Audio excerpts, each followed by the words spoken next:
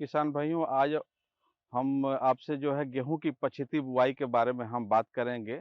जो हमारे संस्थान की जो पछेती गेहूं की उन्नतशील प्रजातियों का जो विकास किया गया है, उसके बारे में आपको विधिवत मैं जानकारी दूंगा।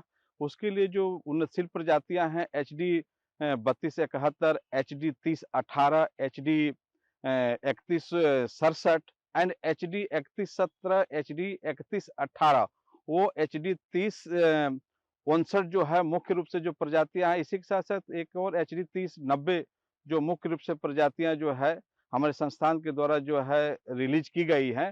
किसान भाई, इन प्रजातियों को जो है आप पछेती गेहूं की बुआई में प्रयोग में ला सकते हैं। इसी के साथ साथ जहाँ पे थोड़ी कम सिंचाई की साधन है, उसके लिए एच आई 1621 है, एच आई आपका 1563 है, एच आई 1977 प्रजातियां जो है हमारे किसान भाई, इसको भी आप ले सकते हैं।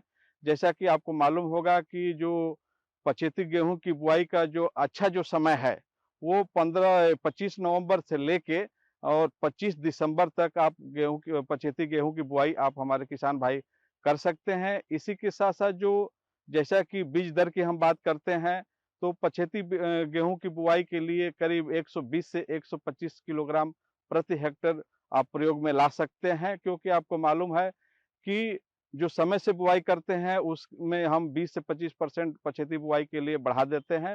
और इसी के साथ साथ जो पंक्तियों की, क्योंकि गेहूं की बुआई अगर आप पंक्तियों में करते हैं तो अन्य शस्य जो क्रियाएं करते हैं उसके लिए जो है बहुत ही अच्छा रहता है, फसल भी नुकसान नहीं होती है। तो इसकी जो कतार से कतार की जो दूरी है, उसके लिए हमारे किसान भाई 18 से 20 सेंटीमीटर जो संस्तुत की गई है पछेती गेहूं की बुआई के लिए।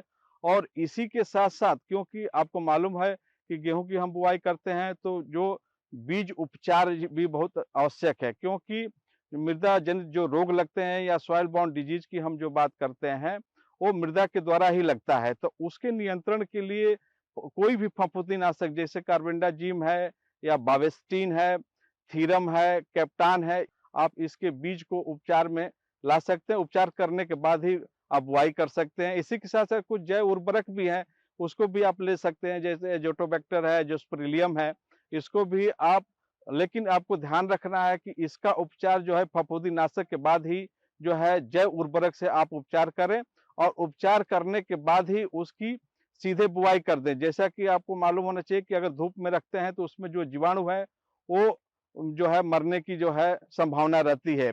इसी के साथ-साथ, क्योंकि जैसा कि हमारे बहुत सारे किसान भाई आप देखेंगे, हम गेहूँ की जो बुआई करते हैं, छिटकवा करते हैं बहुत सारे किसान। तो मैं आपको सलाह देना चाहता हूँ किसान भाइयों को कि गेहूँ की बुआई हमेशा आप जो है सीड ड्रिल के द्वारा करें, या जहाँ पे ज़ीरो टिलेज के द्वारा कर रहे हैं, ज़ीरो टिलेज करें। जहाँ पे गेहूँ धान पद्धति की बुआई होती है, वहाँ से हाइपी सीडर है, सुपर सीडर है, आप इसके द्वारा बिजाई कर सकते हैं।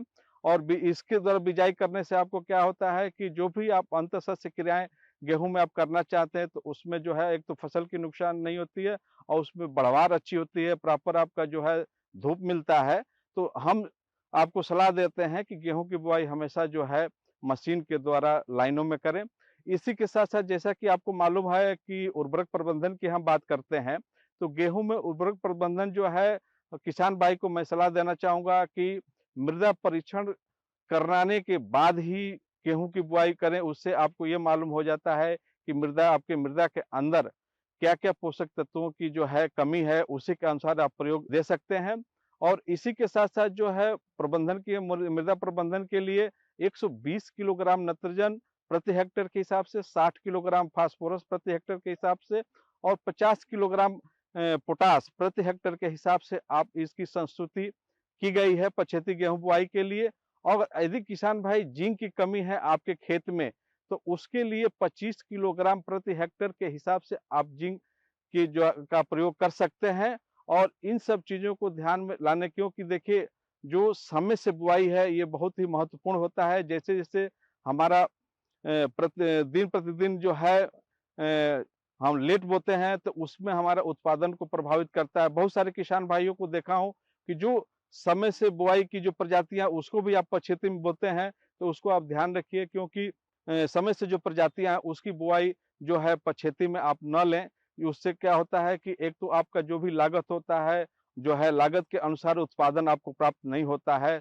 तो इन सब चीज़ों को ध्यान में रखते हुए जो पछेती गेहूँ की बुआई अगर हमारे किसान भाई करते हैं, तो इससे अधिक से अधिक लाभ आप कमा सकते हैं। जय हिंद, जय भारत।